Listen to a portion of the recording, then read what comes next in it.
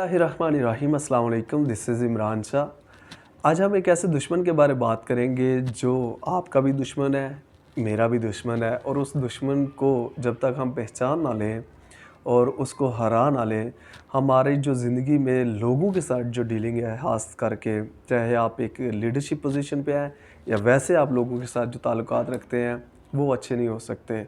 क्योंकि वो दुश्मन इन इस सबसे बड़ा जो नुकसान देता है, वो हमारा जो दूसरे लोगों के साथ ताल्लुकात होते हैं, इनमें खराबी पैदा करता है। तो पहले हम देखते हैं वो दुश्मन है कौन और उसको कैसे हम हैंडल कर सकते हैं। तो वो ये जो दुश्मन जिसकी मैं बात कर रहा हूँ, वो इंटॉलरेंस है। इंटॉलरेंस क्या है?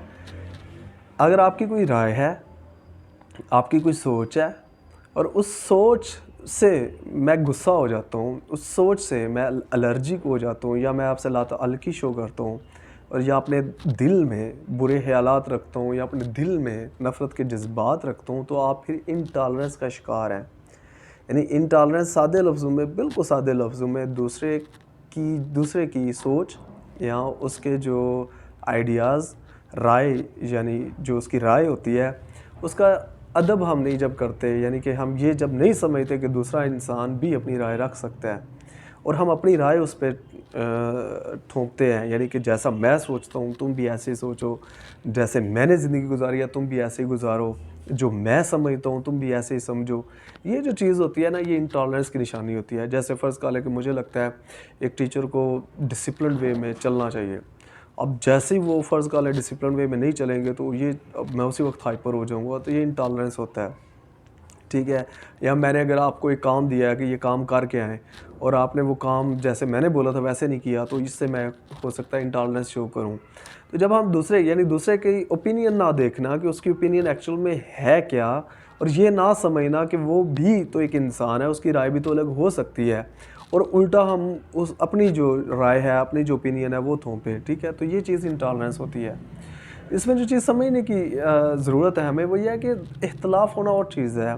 आप कोई बात करते हैं तो मैं आपसे इससे इख्तलाफ कर सकता हूँ। सिर्फ़ देखना ये है कि मैं ये ना कहीं समझ बैठूँ कि मैं ही ठीक हूँ। मुझे समझना ये है, इंटॉलरेंस से अगर मैंने बचना है, तो मुझे ये समझना है कि आप भी ठीक हो सकते हैं। आपकी राय अपनी जगह, आप जिस माहौल में, जिस कॉन्टेक्स्ट में, जिस बैकग्राउंड से हैं, उसके मुताबिक जो चीज़ आप कह रहे हैं वो बिल्कुल ऐसे ही हो सकती है, ठीक हो सकती है। मसलन एक मिसाल ले लेते हैं, एक इंसान है, वो मर जाता है। तो अब एक इंसान कहता है कि इसका वक्त आ गया था, चूँकि अल्लाह ताला ने ये वाज़ेह लफ्ज़ों में फ़रमाया है कि वो ही ज़िंदगी देता है, वो ही मौत देता है। अब चूँकि इसका वक्त आ गया था, तो ये अल्लाह को प्यारा हो गया है। अब वो उस बैकग्राउंड में कह रहे हैं, उस कॉन्टेक्स्ट में कह रहे हैं, तो बिल्कुल ठीक कह रहे हैं, वाक़ई ऐसा है कि अल्लाह ही ने ये हर चीज़ तय की हुई है ना।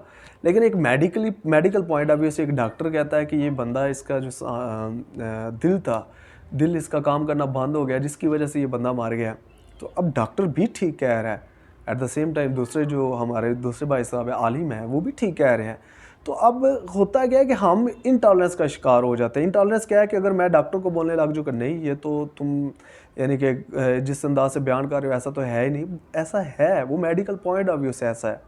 और डॉक्टर साहब बोलने लग जाएँ कि जी ये तुम मज़हब को लेके बैठे हुए, आजकल मेडिकल का ज़माना है, तो वो डॉक्टर भी गलत कर रहा है। क्यों? क्योंकि एक ख़ास कॉन्टेक्स्ट में, ख़ास बैकग्राउंड में दोनों चीज़ें ठीक हैं। तो हमें ये चीज़ समझने की ज़रूरत है कि हर इंसान अलग से चीज़ों को देखता है, हर इंसान की परवरिश अलग से है। आपकी भूख मेरी भूख अलग है, आपकी हाइट मेरी हाइट अलग है, आपकी सोच मेरी सोच अलग हो सकती है। तो ये जब हम माइंड में रखते हैं, तो फिर दूसरे की बात से हम इरिटेट नहीं होते। हम इख्तलाफ करते हैं, एतराज़ भी करते हैं, लेकिन उससे जो एक नफ़रत होती है वो हम पैदा नहीं करते। यानी कि हमारे दिल में नफ़रत नहीं आती। हम कहते हैं ठीक है, आपकी ऐसी सोच है, इट्स ओके, चलो बाकी मामलात में अगर आप इस मामलात में हमारी नहीं बनती, दूसरे मामलात साथ लेके चलते हैं। इस चीज़ में अगर ठीक नहीं है तो इट्स ओके, अगर आप ऐसे देखते हैं, मैं ऐसे दूसरी तरह से देखता हूँ। तो ये जो समझना होता है, ये जो इस तरह से डील करना होता है, इट मीन्स कि आप टॉलरेट करना लग गए हैं, यानी आप टॉलरेंस रखते हैं आप। होता क्या है कि ये चीज़ इतनी आसानी से नहीं आती, मतलब टॉलरेंस करना, यानी आप टॉलरेट करने लग गए हैं दूसरों की बातों को, दूसरे के आइडियाज़ को, ये बहुत ज़्यादा वक्त लेती है। जैसे मैं अगर अपनी ज़िंदगी में देखूँ, तो आज भी बहुत से मामलात हैं जिनमें मैं इनटॉलरेंस का शिकार हो जाता हूँ। यानी वो कोई अगर मेरी बात से इख्तलाफ करेगा या एतराज़ करेगा, तो ऐसे जैसे वक्ती तौर पे थोड़ा-सा होता है, ऐसे गुस्सा सा लगता है, ठीक है, लेकिन हमें कंट्रोल करना होता है। फिर जो as soon as possible control करके हमें फिर ये समझना होता है वो बंदा जिस एंगल से बात कर रहा है वो वैसे ही ठीक है, ठीक कह रहा है, वो उसका बैकग्राउंड समझना, वो किस कंटेक्स्ट में उसने परवरिश पाई है, उसका इनपुट क्या है, ये सारी चीज़ें जब हम समझेंगे तो फिर मेरा नहीं ख्याल रिश्तों में दरारें पड़ेंगी या इस लिहाज से हम आपस में दुश्मनियाँ फैलेंगी, मेरा नहीं ख्याल ऐसा होगा। तो हमें ये टॉलरेंस पैदा करनी चाहिए और इनटॉलरेंस से बचना चाहिए। अगर हम देखें रिसर्च को, जो रिसर्च हुई या जितने भी लोग कामयाब हुए हैं किसी भी फील्ड में, जो लोग कामयाब हुए हैं, तो रिसर्च ये कहती है कि उन्होंने सबसे पहले अपने वीक स्पॉट्स को कवर किया है। और वो वीक स्पॉट्स में जो सबसे पहला जो वीक स्पॉट है, जो तकरीबन सारे बनियों इंसान जितने भी इंसान हैं वो सामना करते हैं, वो वीक स्पॉट इनटॉलरेंस होता है। ये ऐसा कल्चरली हम पे ये ट्रांसफ़र होती है ये चीज़ कि हमें दूसरे किसी की बात को टॉलरेट करने की थोड़ी सी भी जो एबिलिटी होती है वो होती नहीं है। अब ये पैदा करनी होती है और ये पैदा ऐसे नहीं होती कि हम बस सोचें और हो जाए। इसके लिए बार बार हमें पढ़ना पड़ता है, बार बार हमें बुक रीडिंग करनी पड़ती है, लेक्चर्स लेने पड़ते हैं, हमें बार बार सोचना पड़ता है, सेल्फ एनालिसिस करना पड़ता है, अपने नोट्स और प्लानिंग्स करनी पड़ती है। मतलब यह कि इस पे बहुत ज़्यादा वक्त दरकार है और ये एक लॉन्ग टर्म जर्नी है। यानी ऐसा नहीं है कि आज आप ने सोचा है कल आप इस पे अमल करेंगे। हो सकता है आज आपने इंटॉलरेंस शो किया है तो उसकी परसेंटेज फ़र्ज़ कर लो 100% है, कल को हो सकता है उसकी जो तो आस्ता-आस्ता ये परसेंटेज कम हो जाएगी।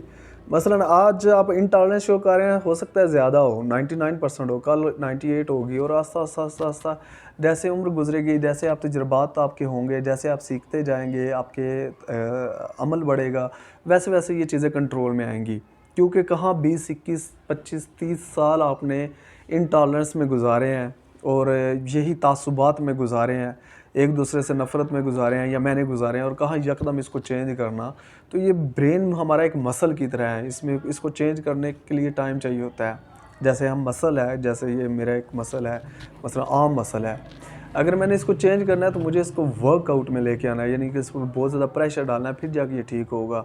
लेकिन क्या 1 दिन में होगा, 2 दिन में होगा, 1 हफ़्ते में होगा? नहीं, हो सकता है 2 महीने 3 महीने लग जाएँ। तो ये काम सा मसल है, तो इस पे भी टाइम लगता है। तो दिमाग पे सोचे कितना टाइम लगेगा। तो आई थिंक सो आप इस वीडियो से मुस्तफ़ीद हुए होंगे। अल्लाह हाफ़िज़।